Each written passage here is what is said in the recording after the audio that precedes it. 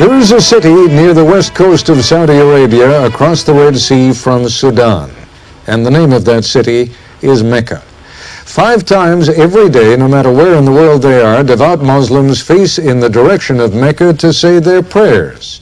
More than 5 million of those Muslims live among us here in the United States. More American Muslims than Jews. Throughout the world, there are more Muslims than Roman Catholics. And if you were inclined to believe that most Muslims are Arabs, you would be wrong. By far the largest number of Muslims come from outside the Middle East, over 150 million from Indonesia alone. At least once in his or her lifetime, every Muslim is expected to make the pilgrimage, or Hajj, to Mecca. This is the time of year, between the 7th and 12th days of the last month of the Islamic year, when the Hajj is made. Usually, somewhere in the neighborhood of 2 million Muslims come to Mecca each year at this time. And the Saudi government routinely makes pictures of the Hajj available around the world. But for an American reporter to have access to Mecca and the Hajj, he would need to be a Muslim. Which is why we turn to Michael Wolf to take us where no non-Muslim has ever been. Islam means acknowledging the oneness of God, surrendering to it, cooperating with the way things are. I am a Muslim. I revere the same God as my Christian mother and my Jewish father. Allah is simply the Arabic word for the God of Abraham, Moses, and Jesus. I find the absence of priests and rabbis attractive. Being a Muslim, God is as near as the veins in my neck. This directness is most apparent on the pilgrimage. You embrace your religion, you take part in a spiritual drama, very public and very personal all at once.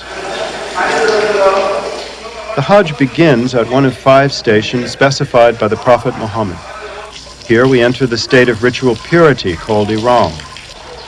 For men, the required dress of the Hajj is 2 unstitched lengths of white cotton cloth and a pair of sandals. Women traditionally wear plain forms of their usual dress. The garments are a symbol. The person who wears them agrees not to harm plants and animals or fellow pilgrims. No arguments, no violence. We agree to keep the peace. The garments are a great leveler, too. Who can tell rich from poor? They're hard to get used to at first because, in a way, they put an end to my everyday identity. I set aside what I thought made me special. My roots as an American, my work as a writer, my worries, aspirations, all my plans.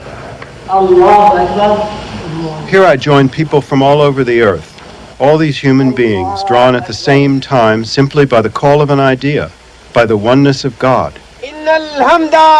Pilgrims recite a special set of verses, announcing their readiness to serve God. Here I am, Lord, at your service. Here I am. You have no equal. I am here. Truly, the praise and the favor are yours, and the kingdom. You have no equal. As we all approach Mecca, that long-imagined city, there is a little uncertainty. What will it really be like? Will I perform the Hajj without error?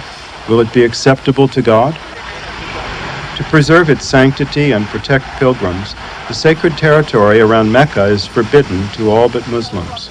It lies hidden in the mountains 50 miles from the Red Sea, a modern city of 1.2 million people. Oh, there's the minaret. This is the center of the Muslim world. There are people from everywhere. I'm from Nigeria. From Islamabad. From Egypt. Indonesia. Morocco. From Palestine. China. Bangladesh. Japan. And the United States. I meet a group of American servicemen, Muslims, many of them veterans of the Gulf War 6 years ago. Here in Mecca, that conflict seems so distant. Islam showed me that all mankind could be together. So when I see another brother, as soon as I meet these brothers on the way, I love them at first for the sake of Allah. This is something that America could learn from this situation, from this religious experience, that all of mankind can get along. We have left daily life behind and come to a place hardly belonging to this world, a place filled by the almost tangible presence of God. أشهد أن محمدًا رسول الله.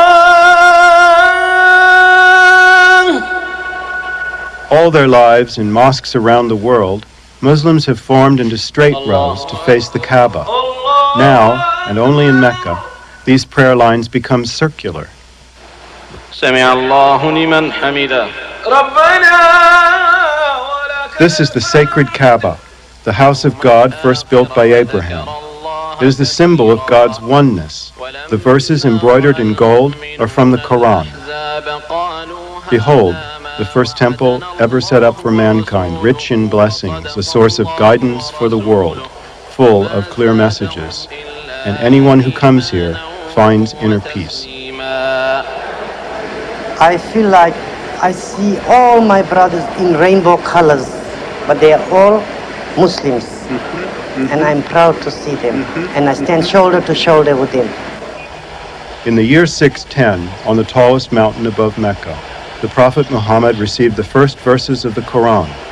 By the time of the Prophet's death, Islam reached well beyond Mecca into the greater Middle East. A vast majority of the world's Muslims, 80%, now live outside the Middle East. There are more than 5 million in the U.S. Walking around the block in Mecca is a walk around the world. I step out the door and for 15 yards I'm in Indonesia. Down the street, past a couple of stores, and it's Africa. Pakistan is just around the corner. Look, here's Bangladesh.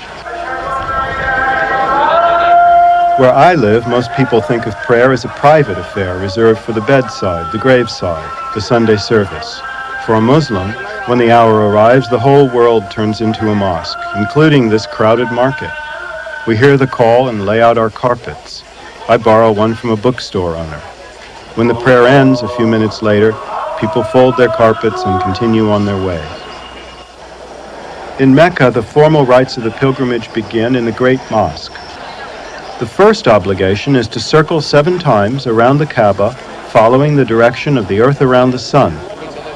We surround the foundations of our religion. This is a form of prayer, an expression of our desire to put God at the center of our lives. Each circuit begins and ends at the black stone, the symbolic cornerstone of Islam, the only remnant of Abraham's original building. After 7 circuits, I go downstairs to drink from the Zamzam well. Without the water from this well, Mecca could never have existed. In the second obligation, we reenact an ancient family drama, the story of a mother and son abandoned in a desert.